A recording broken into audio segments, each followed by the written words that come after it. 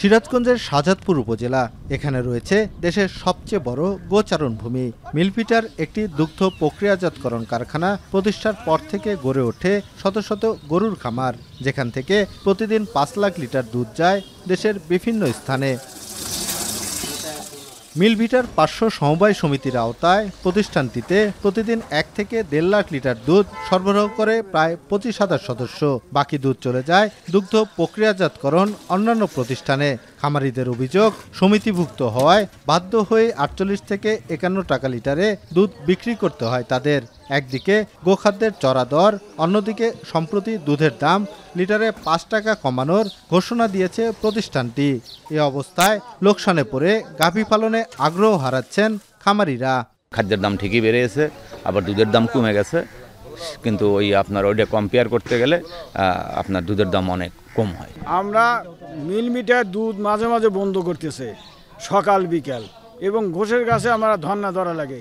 ঘোষ আমার দুধ নেয় না, ৩০ টাকা ৩৫ টাকা করে দুধের দাম দেয়। ৬০ টাকা কেজি ৬৫ টাকা কেজি খোল বসি। এতে আমাদের এইভাবে থাকলে করে গরু পালা ধরে রাখা সম্ভব নয়। এই সপ্তাহের দাম আমরা পাইনি, তাতে ঘোষ বলছে আমরা ৩৫ টাকা করে দাম দেব। তো এইভাবে যে দুধ ৬০ টাকার উপরে আমাদের মিলবিটেই দাম আসতো, সেই দুধ আমাদের ৩৫ টাকা করে বিক্রি করতে হচ্ছে। গো খামারিরা দিশেহারা হয়ে গেছে, হয়তো গো সম্পদ আমাদের ধ্বংসের প্রান্তে চলে আসতেছে। মিলভিটা কর্তৃপক্ষের দাবি, প্রতিষ্ঠানটির বাজার দর ধরে রাখতেই দুধের দাম কমানো হয়েছে। অন্যান্য কোম্পানির চেয়ে ১ টাকা বেশি আছে। এখন তো দুধ হলে মোট অন্যান্য প্রতিষ্ঠানে হলে ৫০ টাকা, আমাদের ছিল ৫৭ টাকা ৬০ টাকা। মোট দুধ আসতে দিলে আমরা ক্যাপাসিটির বাইরে চলে যাই। দুধ সব নষ্ট হয়ে গেছে, আর্থিক ক্ষতি, প্রতিষ্ঠানের আর্থিক ক্ষতি কমাতে।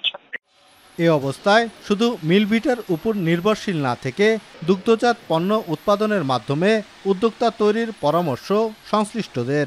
একটি প্রতিষ্ঠানের উপর নির্ভরশীল না থেকে তারা যেন সমবায়ের মাধ্যমে হোক বা এককভাবে হোক, তারা যেন ক্ষুদ্র ক্ষুদ্র উদ্যোক্তা হিসেবে এই দুগ্ধজাত পণ্য তৈরির জন্য এই জিনিসগুলি যেন তারা শিখে।